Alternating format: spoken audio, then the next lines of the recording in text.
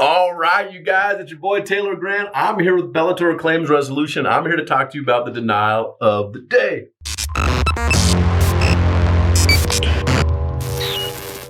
Today's comes to us from Rose of Longmont, Colorado. I am a 28-year veteran homeowners insurance customer with one prior claim from 16 years ago.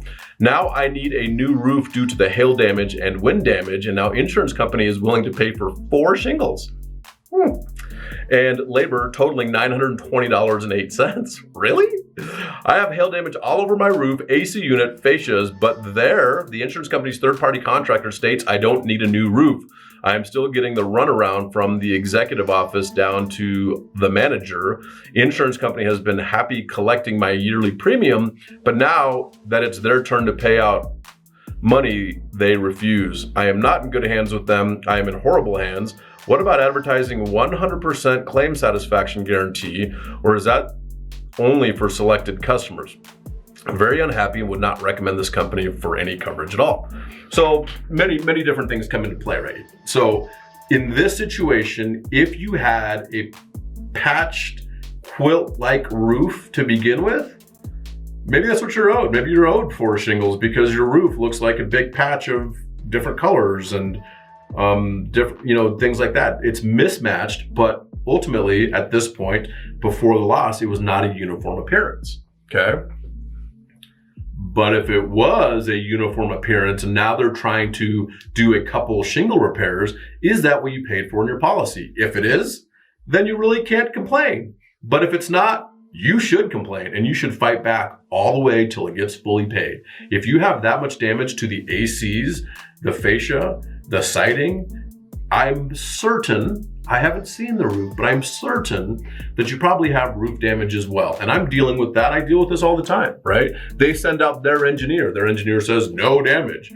We go out there with the insured's engineer, and the insured's engineer literally takes a pen and sticks it through the shingle and goes, there's a fracture all the way through this shingle. How did the insurance company's engineer miss this? Because this is how they look at roofs, okay? There's no damage here. Not quite, but you understand what I'm saying, right? Like, are you actually looking for the hail damage? Because it kind of looks like you're not looking for the hail damage, or you're looking for things that aren't damaged by hail to prove your narrative, Mr. Engineer from the insurance company, that the roof isn't damaged. And look, these engineers, I'm sure, are great people. I'm sure they have families, and I'm sure they're nice, but they're not going to bite the hand that feeds them. Because insurance companies, if you continually, as an engineer, you continually pay for damage at properties, they drop you and find somebody else. And if you don't believe me, look at Superstorm Sandy and the class action lawsuit brought against the insurance companies in that area for altering and changing engineers' reports. What? Yeah, I forgot what it's on. It was like a national TV show. It was like 60 Minutes or something like that, where John Hoteling, the attorney for the plaintiffs or the insureds, did a class action lawsuit against all these insurance companies or insurance company that were denying all these customers based on engineers' reports that were altered. Weird. Why would they do that? I don't know. Maybe it's because they don't want to fairly pay claims. Just a theory. I don't know why they would do that. Like, it just doesn't make sense to me. Actually, it does, because I deal with this on a daily basis, right? Phone calls, meetings, whatever it might be, regarding engineers saying one thing to me at the building, documenting things, and I have pictures or video of them documenting the damage that then doesn't show up in their report, and their report is a 180 of what we discussed at the property. Why would they do that? That's so weird. I don't know. Actually, I do.